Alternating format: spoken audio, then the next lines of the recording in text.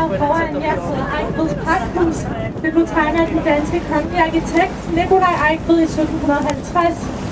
The white warehouse you see here in front of you to the right is called Eigtveds Warehouse. It was designed by the Danish royal architect Nikolaj Eigtved in 1750. L'edificio bianco qui davanti a destra si chiama il magazzino di Eigtved, fu disegnato dall'architetto reale Nikolaj Eigtved nel 1750. Bygningen ser foran til højre ved alle skiltene hedder Gammel Dok. Gammel Dok blev bygget i 1882 og huser i dag Dansk Arkitekturcenter. The building here in front of you to the right is called Gammel Dok or Old Dok in English. It was built in 1882 and today houses the Danish Architecture Center. L'edificio qui davanti a destra si chiama Gammel Dok o Vecchio Dok in italiano.